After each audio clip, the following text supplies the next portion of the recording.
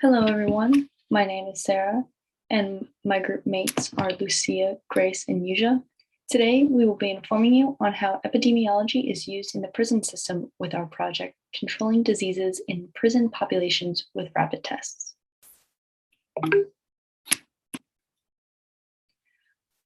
For a brief introduction on the topic, I want to highlight some statistics about the prison population. At the end of 2019, there were just under 1.5 million people in the prison system. High blood pressure was the most common chronic condition reported.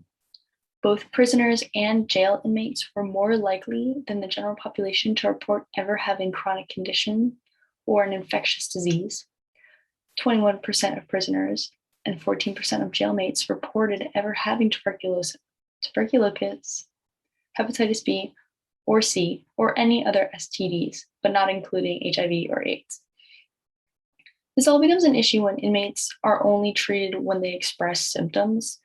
Thus, asymptomatic inmates can easily spread diseases to other inmates. And this was the point that the article was trying to get at.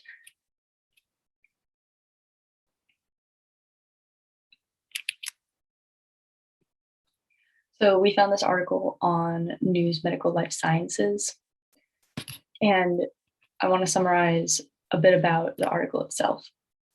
The article highlights how overcrowding and high-risk behaviors are a contributor to this disease spread, along with a higher probability of disease factors like depression and drug use in inmates, and deficiencies in the health care systems that are implemented in these prisons.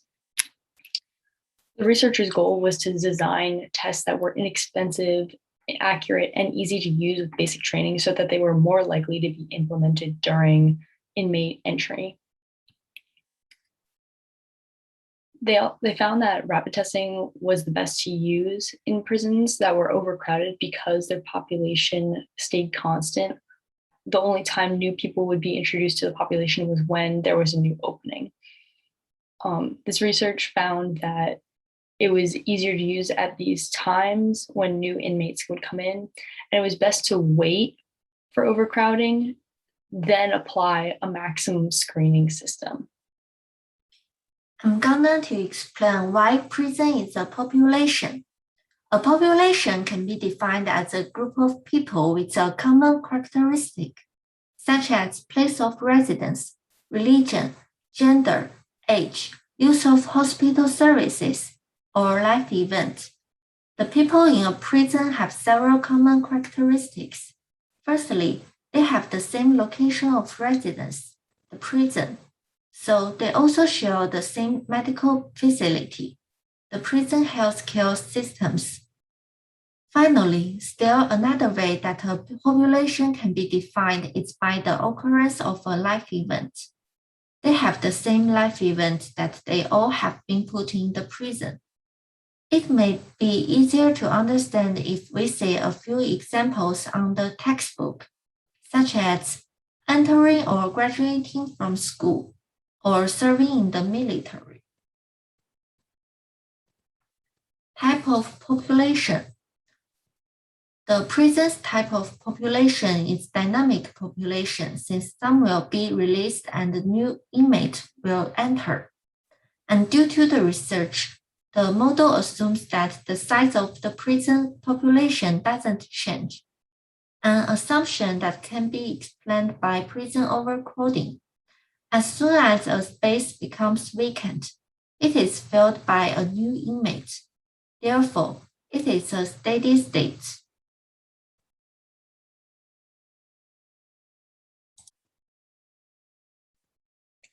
When reading any type of information, it is important to think critically about the topic. This study checked off many markers for a sound research experiment, such as utilizing epidemiological models, using a controlled population size, and a testing strategy. However, there are some things that we need to keep in consideration while reviewing this article. The study from this news article takes place in the country of Chile. When the results of this study are complete, public health officials in the United States would need to research and identify the differences between the United States and Chile prison and healthcare systems. The news article did a great job of identifying the possible ways in which inmates can come in contact with diseases or how diseases can find their way into prisons. This could be from inmates coming in contact with people like visitors and prison employees who have access to the outside world. Due to cost and privacy, it would be difficult to screen and/or test all visitors as they come to the prison. However, employees come in closer contact with the inmates than visitors do. A possible addition to this experiment could be applying this rapid testing to prison employees, not just inmates. A time frame and protocol would need to be established for the employees to test and retest, and the prison system can add the screenings to employee job requirements so that it is a mandatory practice. Another aspect that needs to be considered is that the news article does not specify if they are testing just one prison in the system at a time or multiple. The experiment is operating under the assumption that due to overcrowding, the prison will always be at maximum capacity. If the testing is taking place at multiple prisons, there needs to be protocol written for inmate transfers during experimentation.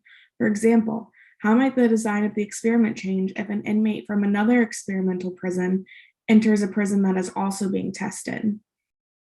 In addition to these considerations, the researchers need to make sure that they address in their conclusions how this screening and testing method could make a difference with disease control and prevention across the entire prison system. The researchers should also address what the long-term effects of this method could mean for prison systems and if there are any other populations or institutions that could benefit from this type of intake rapid testing and screening.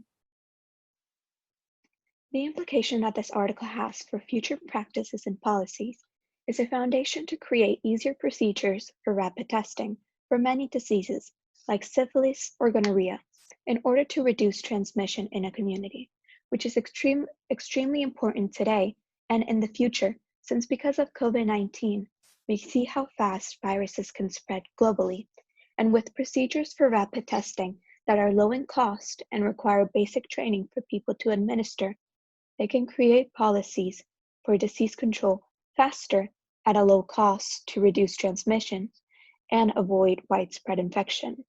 With easier rapid testing procedures, we could reduce transmission of diseases that are extremely contagious, like the Delta variant of COVID-19, as well as be able to find asymptomatic individuals in order for them to receive treatment.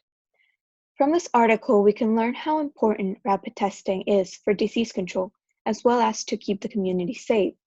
Especially now that we are living in a pandemic, we can develop these procedures more in order to have a plan that is easier to implement in order to protect the community and be prepared for what the future may hold. Although the article uses a simple model for rapid testing that would not be able to translate to more realistic situations where it can be immediately implemented in a community, as the article mentions, it creates a foundation for the procedures that with more research and development could be tweaked in order to fit into more realistic and complex models for them to be put in place for rapid testing in order to protect the community and control the transmission of diseases.